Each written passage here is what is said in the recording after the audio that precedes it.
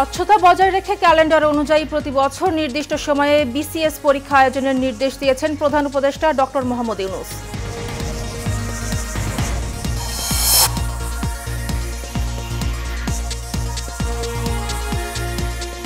আন্তর্জাতিক সাক্ষরতা দিবস আজ, দেশের সাক্ষরতার হার ৭৭.৯%।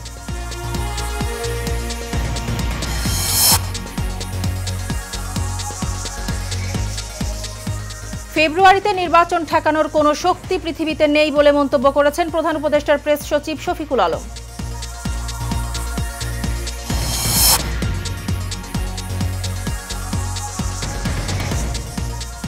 নির্বাচন নিয়ে শঙ্কা দেখছি না, তবে কিছুটা উদ্বিগ্ন বলেছেন বিএনপি মহাসচিব মির্জা ফখরুল ইসলাম আলমগীর।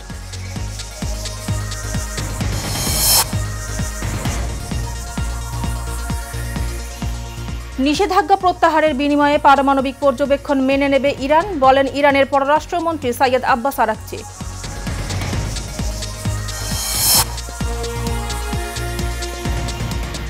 গাজায় চলছে ইসরায়েলি গণহত্যা, গত একদিনে বিভিন্ন হাসপাতালে এসেছে ৮৭ জনের মরদেহ, নিহত বেড়ে ৬৪,৩৬৮।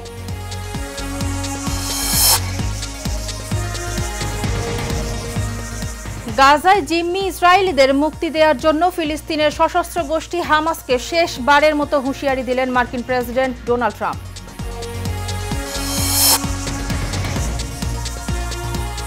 পশ্চিম তীরকে মানচিত্রে যুক্ত করলে আরব দেশগুলোর সাথে স্বাভাবিক সম্পর্কে ফেরার সুযোগ হারাবে ইসরায়েল, এমন মন্তব্য করেছেন সৌদি যুবরাজ মোহাম্মদ বিন সালমান।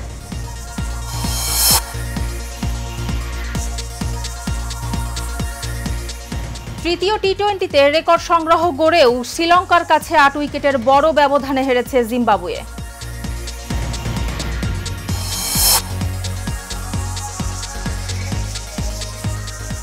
ইউএস ওপেনের ফাইনালে ইয়ানিক সিনারকে উড়িয়ে দিয়ে দ্বিতীয়বারের মতো শ্রেষ্ঠত্বের মুকুট পরলেন কার্লোস আলকারাজ।